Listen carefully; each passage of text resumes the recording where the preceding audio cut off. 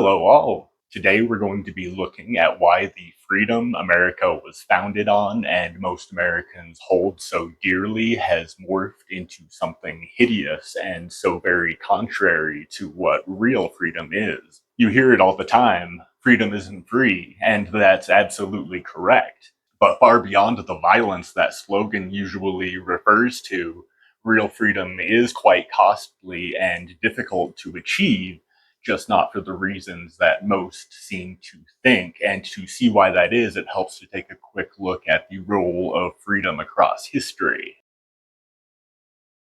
Going way, way back in history and looking at freedom from a biological perspective. Though it might seem odd to speculate on what freedom means to other, less neurologically complex creatures, the evidence overwhelmingly displays that most, if not all animals, and particularly mammals, prefer freedom over captivity. That innate preference is widely exhibited in our nation's zoos, where creatures held captive display unique physical maladies, mental maladies that mimic depression, and in their significantly reduced lifespans. It's also exhibited in myriad science experiments where animals as small as mice languish when they lose freedom of choice. In defining what exactly freedom is on the scale of individual animals, it's the unrestricted capacity to address instincts and impulses generated by the brain's limbic system, a collection of brain structures largely responsible for memory and emotions relating to reward and stress, driving creatures to pursue opportunities for self-benefit and perform behaviors that reduce stress. The hugely influential behaviorist B.F. Skinner went so far as to say that the behaviors of all creatures was purely a product of the brain's reward and stress systems, like many others concluding that the very concept of free will was a myth. Throughout the rest of the video, that brand of freedom solely concerned with individuals will be referred to as self-freedom, and highlighting the potential dangers of self-freedom, philosopher Isaiah Berlin explained, "Freedom for the pike is death for the minnows." Moving beyond individuals and looking at liberty on the scale of groups, the situation changes dramatically, and what qualifies as freedom does too. Animals that live in groups have to learn to moderate self-freedom's reward and stress-based impulses, instincts, and behaviors because they so often jeopardize group membership and integrity. Meaning that on the scale of groups, freedom is a group effort that demands persistent contribution from every participant. That's precisely why so many animals seem to have at least some understanding of fairness, or as Supreme Court Justice Oliver Wendell Holmes described it, even a dog distinguishes between being stumbled over and being kicked. And you've likely seen it for yourself so many times when it comes to animals like dogs, where even though they're quite neurologically simplistic for a mammal, if you have two dogs and only give one of them a treat, the reaction from the other is a foregone conclusion. Not fair. As creatures move up the scale of intelligence and become more neurologically complex, the fairness vital to group freedom gains more facets and has wider applications. Moving past biology and into the realm of recorded history, those facets and applications were thoroughly examined by the founders of Western culture in ancient Greece and Rome.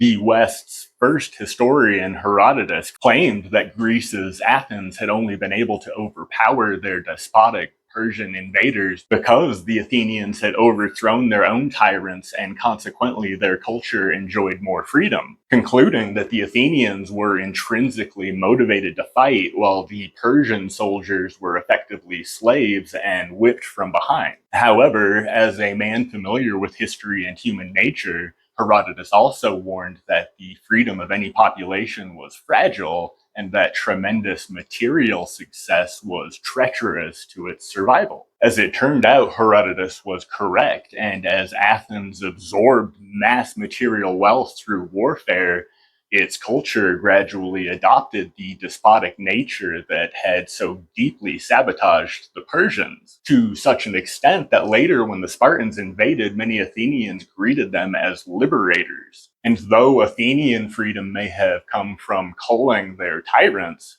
Spartan freedom came from building their culture on slavery, allowing Spartans to fully dedicate themselves to perfecting the art of warfare that provided them enormous material success that eventually made Spartans slaves too, seeing their culture disintegrate just like Athens. In the following years, after Rome invaded and conquered Greece, the Greek historian Polybius echoed Herodotus by attributing Rome's success to their people enjoying greater freedom, but also warned that as populations began taking their freedom for granted, they traded the equality and democracy foundational to group freedom for self-freedom's hierarchy and violence. As it turned out, Polybius was correct, and though Roman culture was supposedly globally supreme because it was built to conquer the defects in human nature that so often makes group freedom subservient to self-freedom, as Rome saw mass material success, its culture came to wallow in the comfort, luxury, and decadence that the Romans once so deeply despised in the Greeks, eventually leading to the fall of the Roman Republic and the rise of the tyrannical Roman Empire. And though ancient Greece's philosopher Aristotle taught that nature intended for some humans to be slaves, the dictator Julius Caesar, who gave the Republic its death sentence, proclaimed, "All men long for freedom by nature and despise the condition of servitude." Much like the founding values of the Athenians, Spartans, and Romans, the most sacred value of the Germanic barbarian hordes that rejected Rome's tyranny and culture of decadence, as revealed by the Roman historian Tacitus, was freedom. With Greek and Roman culture having had a tremendous impact on America's founding, freedom was the essence of the American Revolution because it was the essence of the simultaneously unfolding Enlightenment movement that brought thinkers across the West to test freedom's boundaries as never done prior in the late 1700s. Following thinkers like the 14th century's Ibn Khaldun, who explored in great detail how populations gained and lost their freedom, or the 16th century's political mastermind Machiavelli, who explained that true freedom was only possible when governments took the form of republics, philosopher Immanuel Kant was the intellectual captain of the Enlightenment, and he made the case that genuine freedom could only be achieved by practicing objective morals. Taking the golden rule that's found globally across cultures and recorded history because it's embedded in human DNA, Kant explained why using other people in any way, for example, even judging their shortcomings to make yourself feel superior, was objectively immoral and prevented group freedom. You might notice that most of the modern American economy is built on people using other people, but we will get to that in a minute. Following philosophers studied by America's founding fathers like Thomas Hobbes and John Locke, Kant dug deeper and clarified the distinction between self and group freedom, reasoning that people committed to self-freedom were in fact allowing their impulses to control their behaviors and consequently made themselves slaves to their own brains. Group freedom had to be defended by reliable laws that deterred the behaviors of people who didn't liberate themselves from self-freedom's impulses, instincts, and passions. Unfortunately, just like so many of America's founders, Kant was seemingly incapable of applying those objective truths and morals to himself, living a life of contradiction by simultaneously seeing many non-Europeans as lesser humans and undeserving of freedom. And that's a tremendously common theme among philosophers, and particularly those of the Enlightenment. They so often recognize and thoughtfully explain objective truths, but fail to implement them. Fortunately, other Enlightenment thinkers were more capable of practicing what they preached, and among them was the man who John Adams said would be attributed responsibility for triggering the American Revolution, U.S. founding father Thomas Paine, with then Congressman James Madison stating that the key dividing line between Americans was whether we would be a nation of slavery or freedom. Paine championed the latter in a series of enormously popular books and essays, and though quality of life for the average American was significantly better than for most under British rule, at the same time, men like lawyer John Dickinson convinced many soon-to-be Americans that British Parliament and the East India Company were on a mission to enslave every last American like they had in other colonies. With 41 out of the 56 Declaration of Independence signers themselves having owned slaves. And make no mistake, there were no benevolent slavers. Even Washington had a reputation for brutality. So thinkers like Samuel Johnson responded with, "How is it that we hear the loudest yelps for liberty among the drivers of Negroes?" While Paine wrote works like African Slavery in America, where he too called out the ludicrous hypocrisy of American slave owners calling themselves slaves to England. In other works, Paine explored the nature of group freedom, explaining those devoted to it inevitably also dedicated themselves to persistent improvement of self and their social environment. You know, it's like the virtuous circle thing. I can't be the best version of myself unless you're the best version of yourself. Spreading freedom beyond American borders, Paine wrote that the cause of America is the cause of all mankind, later graduated by President John Quincy Adams, who saw it as America's divine duty to liberate populations of other nations too. At the same time, Paine's mortal enemy, philosopher Edmund Burke, instead scrutinized the dangers of self-freedom, berating freedom not based on wisdom and virtue as the greatest of all possible evils, and concluding that people deserved freedom in exact proportion to their ability to control their own brain's impulses. He wrote, "The restraints on men as well as their liberties are to be reckoned among their rights, and that the rights of men should frequently be thwarted, their will controlled, and their passions brought into subjugation." Burke mistakenly believed that most people were incapable of mastering the brain's impulses, wills, and passions, requiring a higher power like monarchy to force them into submission. Hence his beef with Paine, who thoroughly despised monarchy. And he was absolutely correct. Monarchy is objectively disgusting. It's unconscionable that it still exists anywhere on the planet. At the signing of the Declaration of Independence, Benjamin Franklin affirmed America's foundation in group freedom and warned of the consequences for treason with the statement, "We must indeed all hang together, or most assuredly we shall all hang separately." And it's precisely that foundation in group freedom that made America's founding among the most monumental events in human history, ending a 10,000-year cycle of governments based on self-freedom.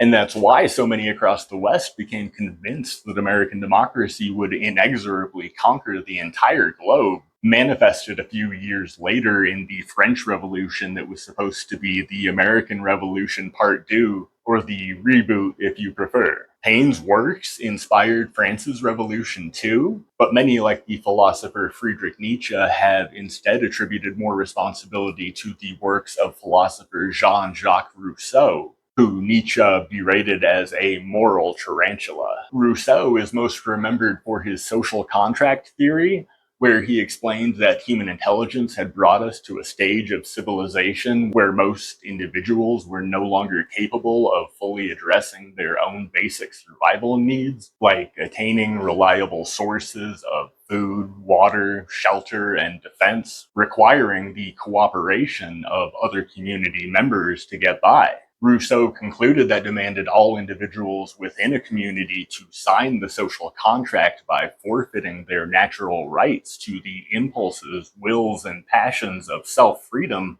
in favor of the far more advantageous benefits only accessible through group freedom. Unfortunately, like so many philosophers, Rousseau's works were rife with inconsistencies and contradictions, perhaps earning him the moral tarantula title. And though he inspired revolution, his works also motivated tyrants like Maximilien Robespierre, who Jefferson charged with demolishing the revolution, as well as Napoleon Bonaparte, who didn't just bury the revolution, but pissed on its grave by crowning himself Emperor of Europe and sending soldiers to slaughter by the hundreds of thousands. The entirety of the French Revolution was captured by insurrectionist and Rousseau fan Marie Jean Roland before her execution with "O Liberty, what crimes are committed in your name?" Several decades later, the failures of America's founding fathers to subdue the wills, passions, and impulses of self freedom culminated in the unbridled sadism of the Civil War. In justifying their supposed God given right to own other human beings, slavers of the South didn't just promote convenient passages of scripture, but also philosophers like Aristotle, who taught that some people weren't capable of effectively controlling their own behaviors and required governance from higher tier humans. Some people were just born to be slaves, and in the end, it was really an act of charity to bear the burden of having slaves. Convenient. Not only do you get to own humans and force them to do all the bullshit you're too lazy to do, but you also get to wallow in a sense of moral superiority for doing it. Morals that make you feel superior to someone else aren't really morals. And those moral gymnastics are a universal theme in autocratic governments. They delude themselves into believing that if you dig deep enough, that if you look at the issue from just the right angle, their heinous behaviors are actually virtuous. Are the UAE, Saudi Arabia, three countries that combined have given him more than $2.5 billion for his investment firm. I think it's frankly despicable that you're trying to suggest that it's inappropriate for Jared Kushner, who is widely respected around the world and has great trust in relationships with these critical partners in these countries, to strike a 20-point comprehensive detailed peace plan that no other administration would ever be able to achieve. And so Jared is donating his energy and his time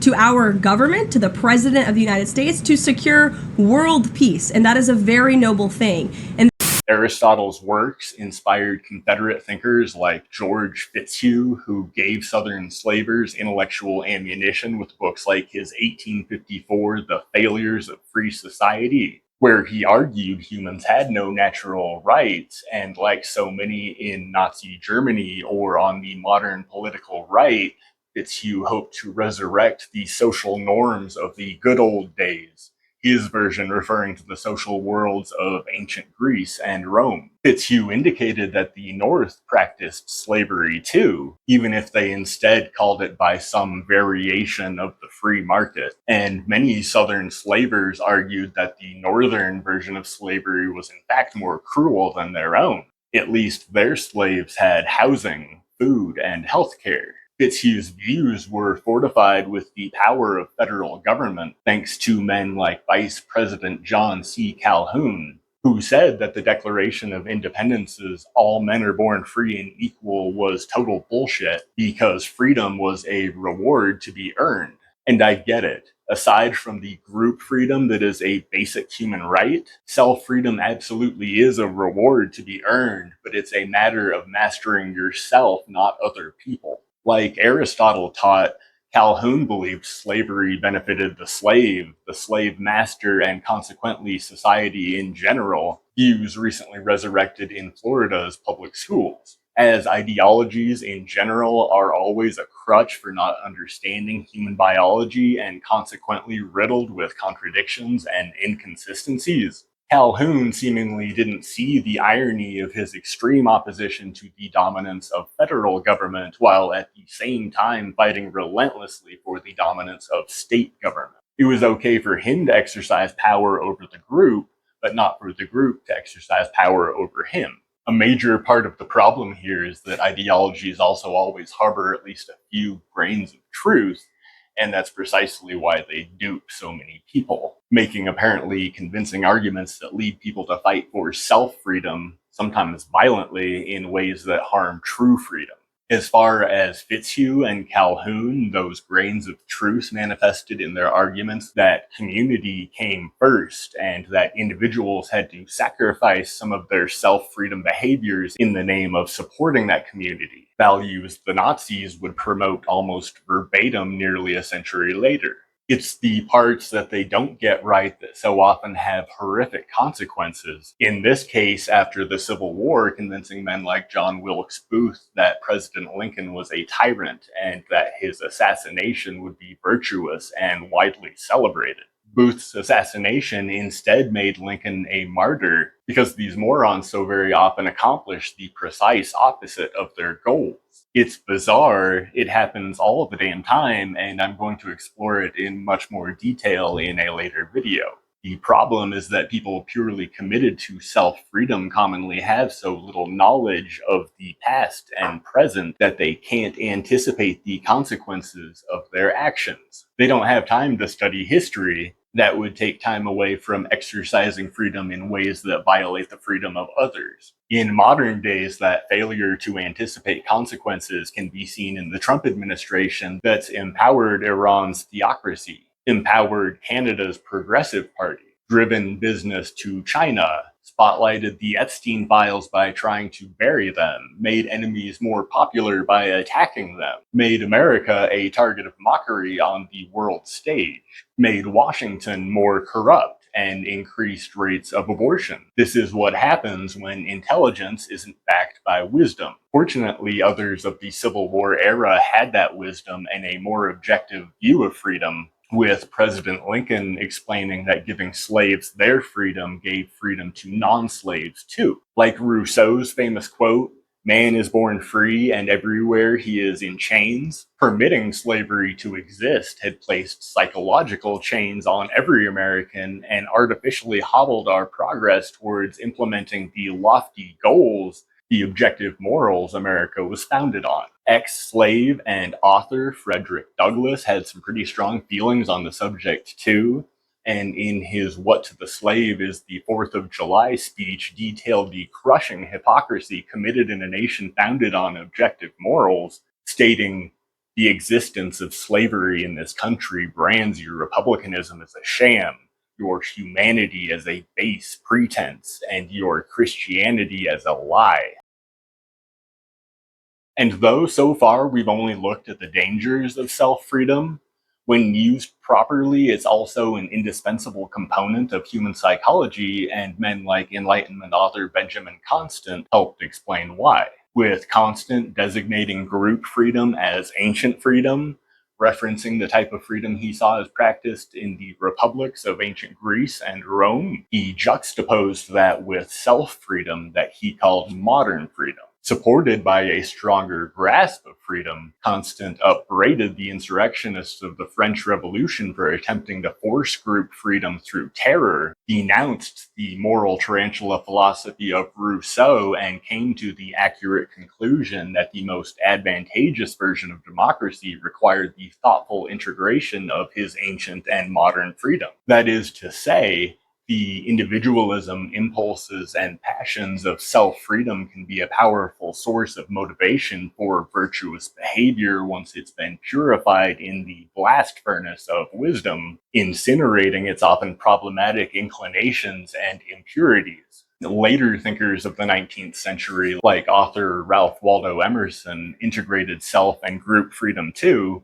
reasoning that fighting for one's own freedom came with the inherent duty to fight for the freedom of others, the liberty of every American being innately intertwined. Around the same time, philosopher John Stuart Mill reached similar conclusions in his book On Liberty, where he stated, "To be free is to have realized that which we have it in ourselves to become," referencing the transfiguration of self-freedom when unshackled from chains of ignorance. And though several decades prior, Democracy in America author Alexis de Tocqueville warned that no democracy could ever withstand trading group freedom for the materialism, wealth, and owning shit that's so common to self-freedom, by the end of the 19th century, that's precisely what infested America's economy and milieu, leading to the defining colossal financial disparity of the Gilded Age and men like Booker T. Washington, who warned Americans against pursuing certain unprofitable avenues of education because our nation had made freedom synonymous with money. Moving into the 20th century, President FDR made the same connection in his Four Freedoms speech, where he stated, "True individual freedom cannot exist without economic security and independence. Necessitous men are not free men. People who are hungry and out of a job are the stuff of which dictatorships are made." On the other side of the Atlantic, necessitous, hungry, and unemployed Germans were fulfilling FDR's prophecy and gravitating to the dictatorship of Adolf Hitler, who, in his Freedom or Slavery speech, warned that Germany was an enslaved nation and swore that he alone could liberate it. Following World War II, the global community dedicated itself to ensuring they'd never suffer World War III and formed organizations committed to defending freedom like the United Nations and North Atlantic Treaty Organization, aka NATO, where U.S. Secretary of State Dean Acheson echoed Benjamin Franklin in proclaiming that the free nations of the world had to combine forces or they would fall one by one, referencing the eternal attack on democracy by those seeking to fulfill their self-freedom in ways that destroy democracy's group freedom, echoing Benjamin Franklin's "A republic, if you can keep it." At the same time, the freedom of many individual Americans was expanding dramatically, largely thanks to World War II's GI Bill and a Western cultural shift that's since become known as the post-war consensus, and demonstrating the phenomenal progress, prosperity, and productivity populations display as they experience more genuine freedom that culminated in what's known as the golden age of capitalism, when rates of education, homeownership, and birth rates skyrocketed. However, following in the footsteps of Athens, Sparta, and Rome, capitalism's golden age would bear much responsibility for igniting the modern omnipresent dumpster fire by steering American culture towards a seemingly impenetrable devotion to self-freedom. Like historian Will Durant, who warned that a nation is born stoic but dies Epicurean, that golden age spawned and sponsored the counterculture turned pop culture of America's hippie movement that made freedom its raison d'etre, outlined in the 1968 Yippie Manifesto, stating, "We are the revolution. No domination without representation." And everyone becomes a life actor out in the street doing his thing, making the revolution by freeing himself and fucking up the system. Far out. Unfortunately, the hippies didn't see that their dedication to self-freedom's impulses, wills, and passions undermined and sabotaged democracy's group freedom. Or in the words of hippie icon Timothy Leary, the movement as a whole was morally bankrupt. Like the modern Republican Party, the hippie movement portrayed itself as being anti-establishment, but then as now that didn't apply to establishments like American businesses that saw a bulging udder waiting to be milked and readily catered to the sundry products and services that made the hippies feel like they were cultivating freedom. Contemporary philosopher Herbert Marcuse recognized the contradiction and pointed out that having more choices of products and services gave American culture a shiny, alluring facade of freedom, but in reality it only empowered organizations that perpetually chipped away at the sovereignty of their workers. In reality, access to more products and services bought self-freedom at the cost of true freedom. One Japanese visitor to the US at the time described it with the foolish utterances of the ignorant and irresponsible Americans who have enjoyed freedom and democracy for so long and so much in this blessed country that they have forgotten the meaning of tyranny and despotism. The hippie movement's remarkably successful quest for self-freedom played a huge role in spawning modern America's hybridization of business and government that's treacherously betrayed our nation's founding values, largely because their efforts legitimized and empowered the pursuit of self-freedom for the political right, who made the hippie movement's methods look absolutely infantile. Following the emergence of politicians like Barry Goldwater and political factions like the Birch Society, though many credit President Ronald Reagan with making wealth and freedom largely synonymous, and though his policies certainly had a much wider impact, the more intellectually competent English Prime Minister Margaret Thatcher, who was also in office at the time, synthesized the two more skillfully and had more interesting things to say, so we're going to look at her instead. Where Reagan wasn't really one for ideology, Thatcher managed to at least mostly convince herself that all human freedom depended solely on economic freedom, exhibiting a profound ignorance of human biology and the problems that arise when intelligence isn't backed by wisdom.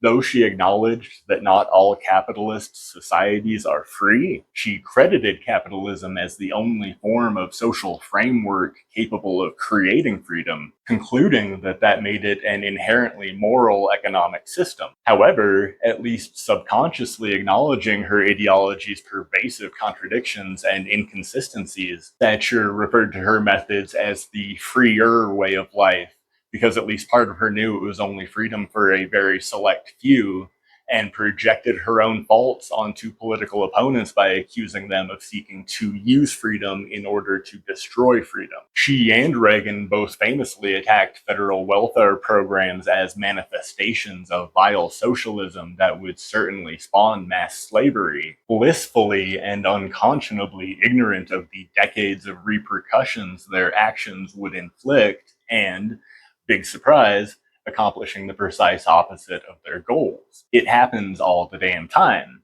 perpetually chanting liberty while inflicting ignorance on others in ways that prevents their liberty. Thatcher said and seemed to believe that her efforts were for the greater good, but workers are more productive when they're physically and mentally healthy, and when kids are malnourished, it can have permanent neurological impacts that everyone pays for. How's that for freedom? Sabotaging the cognitive development of a child so a small proportion of the population can get high off of chemicals in their head, and often outside of their head, for how much money and freedom that they have. World leaders of the time weren't alone in synthesizing money and freedom, joined by the US Congress and Supreme Court that set out on a multi-decade crusade to vastly expand the freedom of American businesses while degrading the freedom of individual Americans.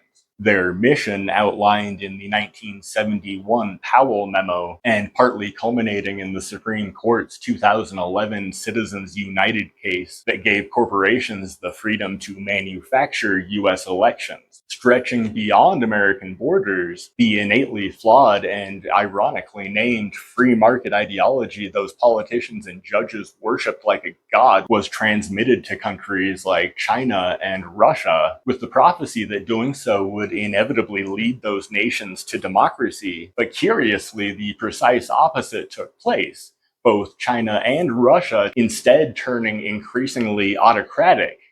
Surely just a coincidence. Surely not an example of free markets cannibalizing the institutions that make them possible. Unsurprisingly, free market ideology's union of wealth and freedom has infected populations too, brainwashing many Americans, most Americans, into only being concerned with freedom to the extent that it benefits them, why so many Americans are now fighting violently to keep it from benefiting others, with US businesses having convinced so many Americans that purchasing products and services is the ultimate expression of freedom, particularly products like guns and cars. Consumerism's greatest advocates will quite readily tell you just how concerned they are with liberty, but curiously not applying to the liberty of the infinite chain of Americans killed by those guns and cars. It's almost like their ideology is racked with crippling inconsistencies and contradictions that they can't and don't even attempt to account for. Following in the footsteps of our so-called representatives,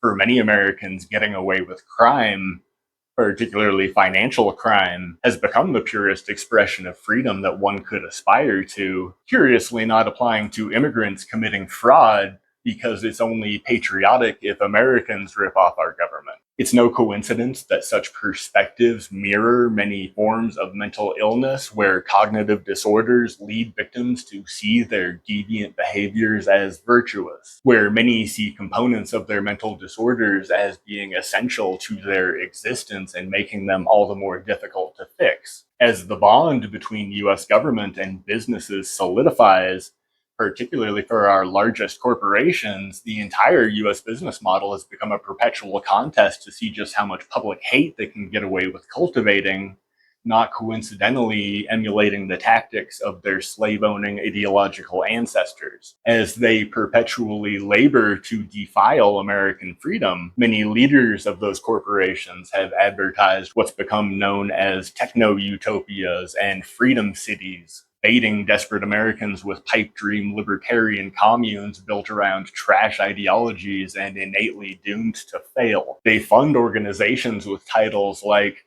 Alliance Defending Freedom and Moms for Liberty that promote freedom while simultaneously fighting to limit it, not coincidentally mirroring so many of the world's dictators who call their captive nations democracies and republics, like North Korea's Democratic People's Republic of Korea. The amalgamation of wealth and freedom has perhaps been most explicitly displayed in the Trump administration, where Trump has freed dozens of felons convicted of fraud, named his professional grifting machine World Liberty Financial, initiated Operation Freedom for oil tankers, built his Liberation Day on tariffs, and threatens to leave NATO because he has no concept of what true freedom is. That's one of the core flaws of extreme wealth, that the group freedom that human physiology and psychology is built for, that America was founded on, becomes meaningless. More than meaningless, it becomes a hindrance to forms of self-freedom that harm others. It breeds nihilism. And nihilism is what leading a life of self-freedom is. Humans may be built for group freedom, but like every other creature, we came from organisms solely concerned with their own freedom to pursue pleasure and avoid pain, nature's fundamental survival mechanisms that remain firmly planted in every nervous system on the planet. What sets us so very far apart from those other life forms is the intelligence that makes it possible to moderate our relationships with pleasure and pain, the intelligence that makes it possible to not be a slave to your own brain. Like the philosopher Nietzsche, who said, in nature, every impulse is acted on almost immediately, and Kant, who said that personal submission to impulses was self-slavery. Most creatures lack the intelligence necessary to consciously steer their own attention, leaving their behaviors to be dictated by their brain's reward and stress systems. That capacity to consciously alter the focus of our attention is called humanity's superpower and makes us the only known form of life capable of self-liberation from the brain's impulses, instincts, wills, and passions. In the field of psychology, that talent is referred to as degrees of freedom, where behaviors like substance abuse and medical issues like brain tumors inhibit the ability to control one's own actions, as the brain instead defaults to reliance on its reward and stress systems for determining behaviors as it loses degrees of freedom. The same reward and stress systems that controlled the behaviors of far less intelligent animals and that the brain reverts to even in much less threatening situations like when you don't get enough sleep or when you feel hangry. Far beyond that, humans are the only creatures with the freedom to consciously alter our future and even change how our own brain's chemicals and neurons develop, ideally in ways that elevate that self-control, and a colossal talent that does not see enough use. Freedom indeed is not free, and genuine freedom is quite difficult to achieve because it's a lifelong process of learning to more effectively counteract your brain's natural drives for self-freedom. That seemingly subtle distinction between self and genuine freedom has been illustrated by some of humanity's greatest thinkers across the ages. In religion, with men like Paradise Lost author John Milton having Satan express his brand of liberty after falling to hell, by famously declaring, "Here at least we will be free." Or Inferno author Dante Alighieri, who explained that committing sin wasn't an expression of freedom, but rather a form of slavery and self-imposed prison, like the adage, "We are not punished for our sins, but by them." Aside from Christianity, Buddhist thinkers have reached quite similar conclusions, teaching followers to control their brain's reward and stress systems by freeing themselves from want, like the Stoics, and attaining enlightenment by fully rejecting the world's contemporary culture, like Jesus. In philosophy, it's been illustrated by men like Baruch Spinoza, who reasoned that true freedom came from perceiving the sources of our behaviors instead of being blindly driven by them, or in other words, having self-control. Likewise, author Viktor Frankl defined freedom as the space of time between stimulus and response that provides the opportunity to consciously control behaviors. Others, like Johann Fichte, referred to self-control too and taught that moral duty was freedom's twin and that having rights was inextricably intertwined with having responsibilities. Some have gone a step further and called the very concept of free society an oxymoron. In the world of politics, philosophers like Montesquieu, who inspired America's founding fathers, referred to self-control and moral duty as well, in arguing that the truly free soul is self-governing. The truly free soul governs its self-freedom in the name of building group freedom. Modern thinkers like historian Timothy Snyder have similarly taught that it isn't just freedom that's inherently a group effort, but truth too, while others are claiming that true freedom is in fact an example of what's known as emergent complexity, or the extraordinary behaviors of other supersocial species like bees and ants that wouldn't be possible with fewer group members. Unfortunately, in recent decades, American culture has watched truth and freedom steadily disintegrate as US government has gradually taken up the characteristics of autocracy. As any social structure loses balance of power and becomes more top-down, in this case taking shape as autocracy, its members instinctively gravitate to self-freedom, a biological survival mechanism and a greater problem in a nation defined by individualism. With the US exhibiting a greater public focus on rights and freedom compared to most other countries, American individualism is both a blessing and a curse, as it has tremendous power to augment either form of freedom. Where our Declaration of Independence calls the freedom to pursue happiness an inalienable human right, for most Americans that pursuit has come to be viewed exclusively through the lens of self-freedom, and much as author Aldous Huxley warned, that's conditioned entire populations to love their slavery. Robbed of true freedom as business becomes more synonymous with government, money more synonymous with freedom, and we've come to a situation where Americans are actively fighting for their own servitude. It's fucking bizarre and heartbreaking. It's such an obscene betrayal of the values America was founded on.